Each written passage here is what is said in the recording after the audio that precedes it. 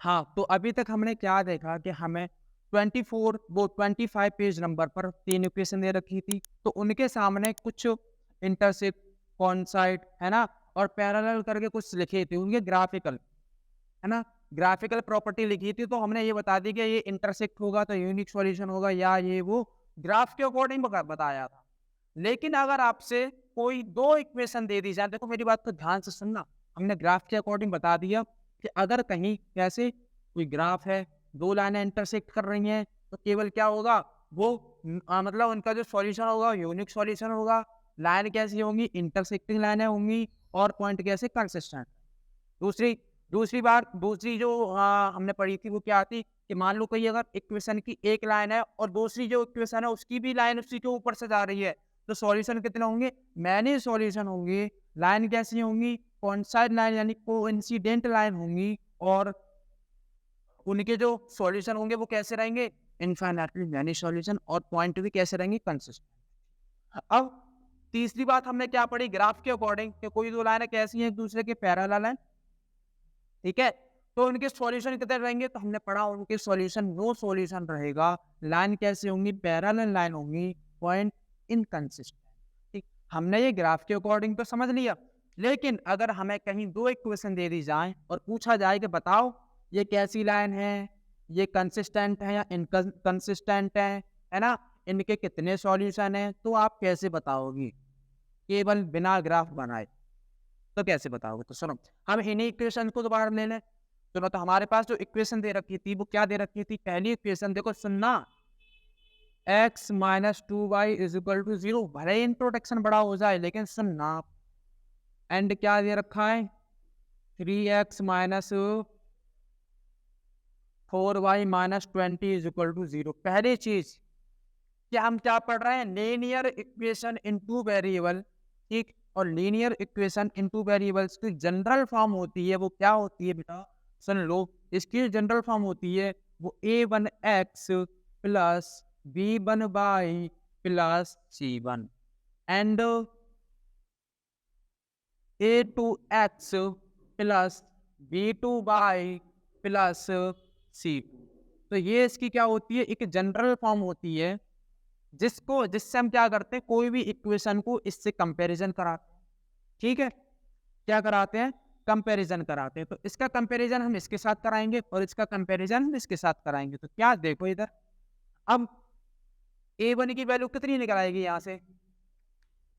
दोनों का coefficient x है, कंपैरिजन कराएंगे तो a1 की वैल्यू कितनी आ जाएगी? a1 की वैल्यू आ जाएगी 1।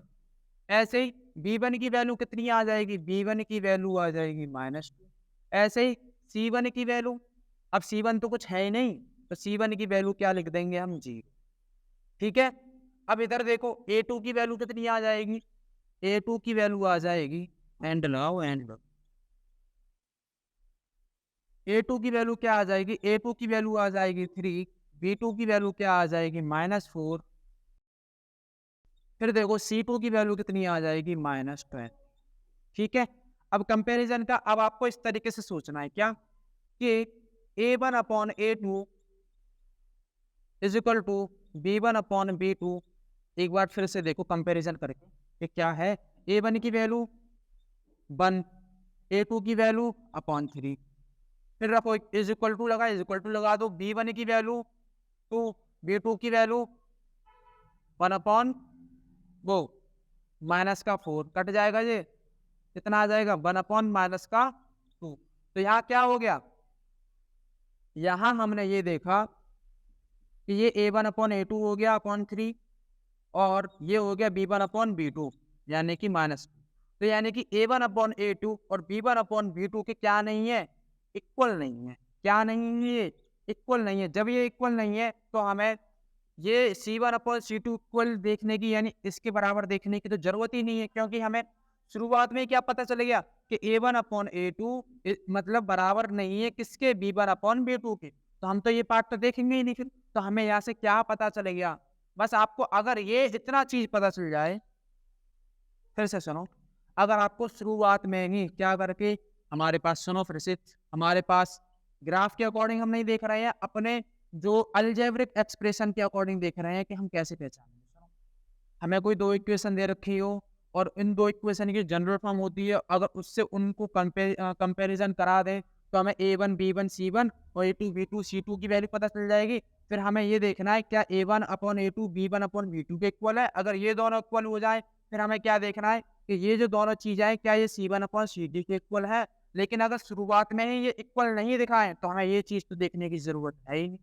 और जब ये चीज़ आपको आ जाए तो आप ये समझ जाना कि जब ये चीज़ आ जाएगी तो आप समझ जाना कि यहाँ पर जो लाइनें होंगी, जो लाइन्स होंगी, वो कैसी लाइनें होंगी? वो इंटरसेक्ट लाइनें होंगी। कैसी लाइनें होंगी? इंटरसेक्टिंग लाइनें होंगी। एक दूसरी चीज़ क्या? इनका एक केवल यूनिक सॉल्यूशन होगा।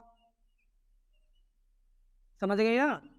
पैराग्राफ मतलब जब हमने ग्राफ बनाया तब भी हमने ये बातें बोली और जब ये चीज़ आ रही है तब भी हम यही बातें बोल रहे हैं। ये पहचान है अलजेब्रिक के अकॉर्डिंग। ठीक है? ग्राफ बनाने की ज़रूरत नहीं है इसमें। अब यूनिक सॉल्यूशन हो गया, लाइन्स जो है इंटरसेक्टिंग लाइनें हो गई। अब इसके जो पॉइंट है वो कैसे रहेंगे बेटा? कंसिस्टेंट यानी संगत। पहला क्लियर। अब ऐसे ही दूसरा देखो। दूसरा क्या? हमारे पास दूसरी इक्वेशन क्या थी? दूसरी इक्वेशन दे रखी है हमें।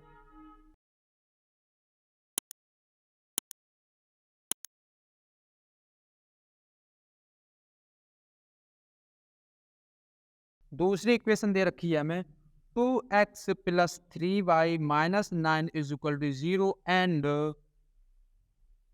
4x plus 6y minus 18 is equal to 0 है ना। अब मैंने क्या बोला आपको, कभी भी दो इक्वेशन दे रखी है तो आपको क्या करना है? उनकी जनरल फॉर्म लिखनी है उन इक्वेशन की। तो इसकी क्या हो जाएगी?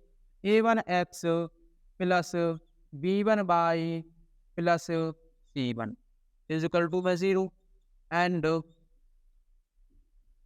क्या? a2x प्लस b2y और plus c2 is equal to 0। ठीक है। अब यहाँ से हम क्या कर लेंगे? a1 की वैल्यू निकालो जल्दी से। a1 की वैल्यू कितनी आ जाएगी? a1 की वैल्यू यहाँ से आ जाएगी 2, b1 की वैल्यू क्या आ जाएगी 3, c1 की वैल्यू क्या आ जाएगी माइनस का 9 एंड a2 की वैल्यू क्या आ जाएगी 4, b2 की वैल्यू क्या आ जाएगी 6 एंड c2 की वैल्यू क्या आ जाएगी माइनस का 8, माइनस का 8। ठीक है। फिर हमें क्या देखना है? वही चीज ये देखनी है। क्या देखनी है?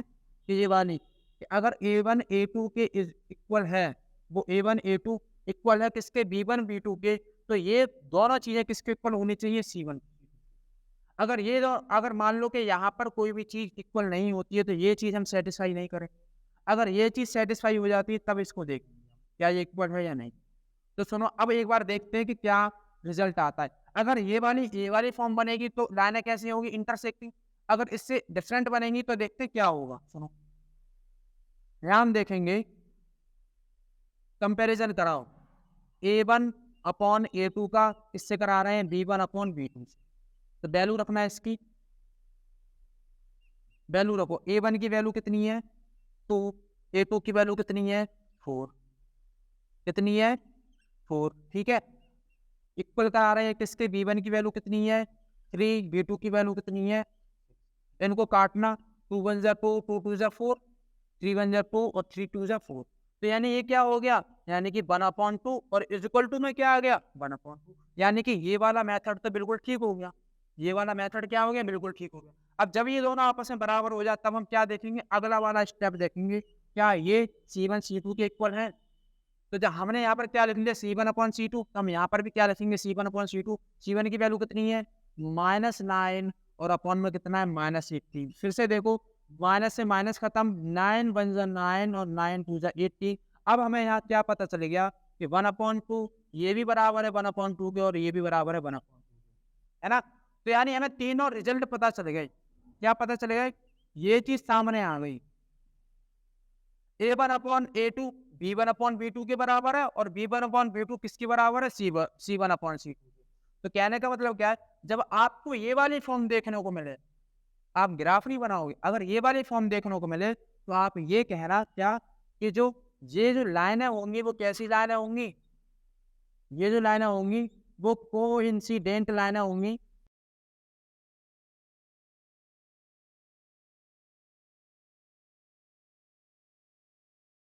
कोइंसिडेंट लाइनें होंगी और इनके जो सॉल्यूशन जो होंगे इनके मैनी सॉल्यूशन होंगे।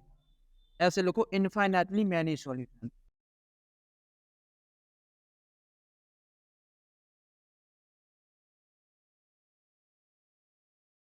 ठीक है, अब पॉइंट कैसे रहेंगे, इनके पॉइंट कैसे रहेंगे, कंसिस्टेंट।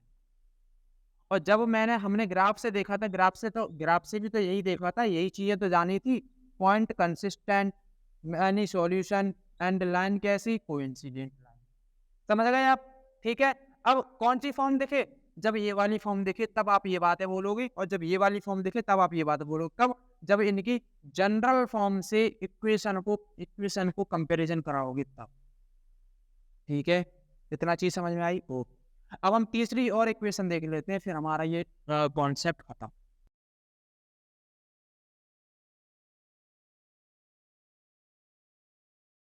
तीसरी इक्वेशन हमें दे रखी है बेटा, x प्लस 2y माइनस का 4 is equal to 0 and 2x plus 4y minus में 12 इज इक्वल टू 0, है ना। फिर वही चीज, हमें जब भी इक्वेशन दे रखी हो तब हम क्या करेंगे, जनरल फॉर्म लिखेंगे। कैसे? a1x plus b1y plus c1 and a2x plus b2y plus c2 is equal to में 0, है ना, इज इक्वल टू में 0। अब क्या कर दोगे, इनका इसके साथ कंपैरिजन कराओगे। तो क्या, a1 की वैल्यू यहाँ से हमें क्या मिली, 1, b1 की वैल्यू हमें क्या मिली, 2, c1 की वैल्यू क्या मिली, -4 एंड a2 की वैल्यू हमें क्या मिली, a2 की वैल्यू हमें मिली 2, b2 की वैल्यू क्या मिली 4 और c2 की वैल्यू क्या मिली हमें -12। ठीक है, हमें a1 a2 b1 b2 की वैल्यू पता चल गई। अब क्या करना है आपको, अब आपको ये वाली फॉर्म फिर से देखनी है कि a1 अपॉन a2 क्या b1 अपॉन b2 के इक्वल है। अगर जब ये इक्वल है दोनों चाहिए, तो क्या ये चीज c1 अपॉन c2 के इक्वल है। चलो एक बार देख लेते हैं, देखें एक बार, चलो देखते हैं। a1 अपॉन a2 की वैल्यू, a1 की वैल्यू कितनी है 1, a2 की वैल्यू कितनी है 2, हमने रख दी। इक्वल चल रहे हैं, इज इक्वल। ठीक है, b1 की वैल्यू कितनी है 2, b2 की वैल्यू कितनी है 4। ठीक है, ये कट जाएगा, 2 1 जा 2, 2 2 जा 4, यानी कि वैल्यू पता चलेगी 1/2। अब ये वाला बराबर देखेंगे, c1 की वैल्यू कितनी है -4 और c2 की वैल्यू कितनी है -12। तो माइनस से तो माइनस खत्म हो जाएगा, 4 1 जा 4 और 4 3 जा। अब देखो जो वैल्यू आई इनको फिर से लिख लो, 1/2 इज इक्वल टू में 1/2 और ये क्या हो जाएगा 1/। तो कहने का मतलब क्या है, a1 और a1 upon a2 is equal to b1 upon b2 तो है, लेकिन c1 अपॉन c2 किसके इक्वल नहीं है, इसके इक्वल नहीं। तो जब हमें ये इक्वल नहीं है तो ये लिखने की जरूरत क्या है, तो हम क्या लिख देंगे, यहाँ पर हम लिख देंगे कि 1/2। तो कहने का मतलब क्या है,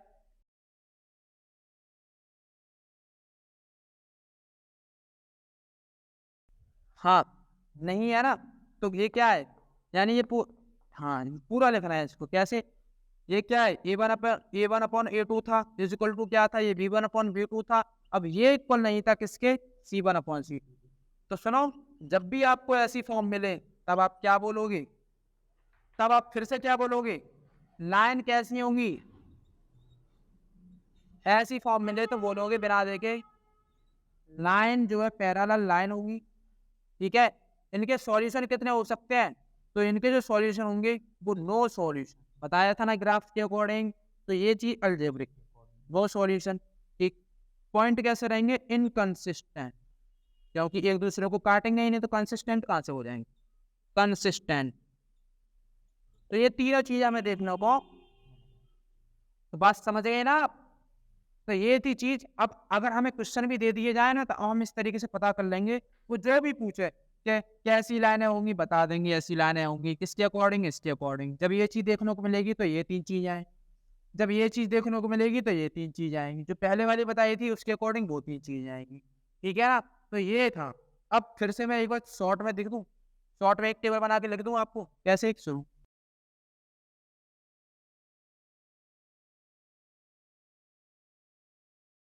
हाँ, तो मैं आपको ना एक टेबल बना के लिख देता हूँ।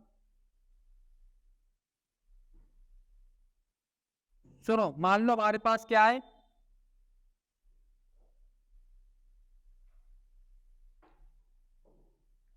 हम किससे कंपैरिजन कराते हैं? हम कंपैरिजन कराते हैं a1x plus b1y plus c1। दूसरा क्या होता है हमारे पास? a2x plus b2y plus c2 is equal to 0, और यहाँ भी क्या चलता है? 0। ठीक है, फिर अब हमने ना कुछ पॉइंट देखे थे, ये ना कंपैरिजन की इक्वेशन है, जनरल इक्वेशन। ठीक, कोई भी इक्वेशन दे रखी होगी, हम इनसे कंपैरिजन कराएंगे, a1 b1 c1, a2 b2 c2 value निकालेंगे।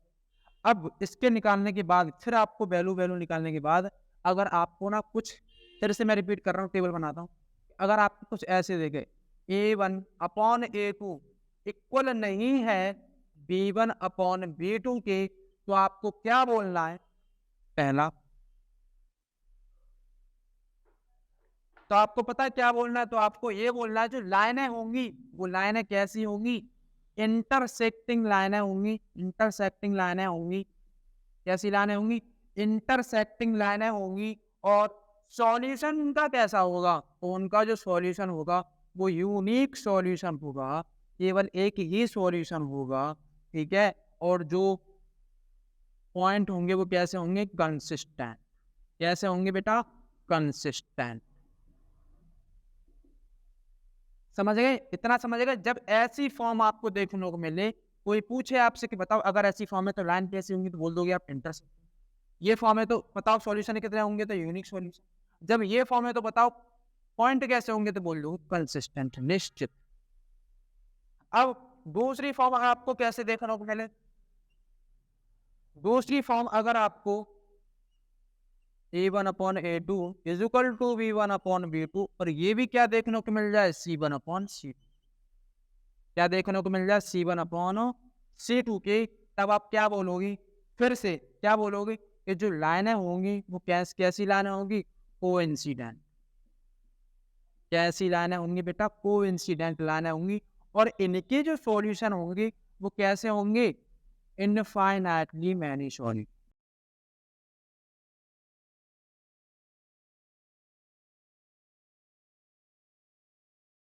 ठीक, यहां भी पॉइंट कैसे रहेंगे? कंसिस्टेंट। फिर से एक और चीज हमने देखी थी लास्ट में, क्या? ये वाली, कि अगर हमें a1 अपॉन a2 ये इक्वल दिख जाता है किसके? b1 अपॉन b2 के। लेकिन b1 अपॉन b2 इक्वल नहीं दिखता किसके? c1 अपॉन c2 के। जब आपको ऐसी फॉर्म मिल जाए तब आप क्या करोगे? कि वहां पर अगर कोई पूछ ले कैसी लाइनें होंगी, तो आप बोल देना कि भैया यहाँ पर जो लाइनें होंगी ना वो पैरेलल लाइनें होंगी, और जो पॉइंट होंगे ना यानी ये सॉल्यूशन होंगे, वो यहाँ पर कोई भी सॉल्यूशन यानी कि नो सॉल्यूशन होगा। और जो पॉइंट होंगे ना वो कैसे पॉइंट होंगे? इनकंसिस्टेंट।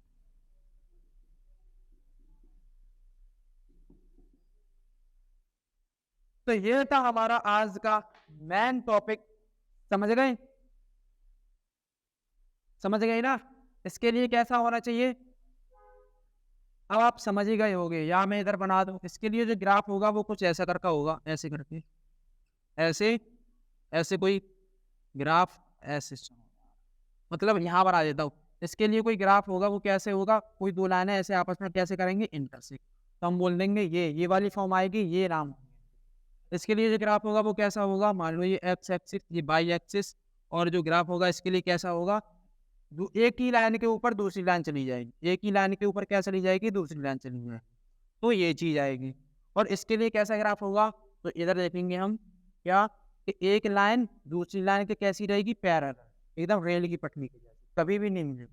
तो ये थी आज की चीज है। अगर ये चीज अगर आपको क्लियर हो गई, कॉन्सेप्ट क्लियर, कॉन्सेप्ट एंड हमारा, अगर ये कॉन्सेप्ट क्लियर हो गया, पूरी एक्सरसाइज आप खुद निकाल सकते हो, ये मैं गारंटी दूं। ठीक है, तो आज के लिए हम इतना ही रखते हैं। अब कल अगली क्लास में क्वेश्चंस को हम करना स्टार्ट करेंगे कि वहाँ क्या होंगे। तो जब तक के लिए हम आपसे विदाई मांगते हैं। जय हिंद।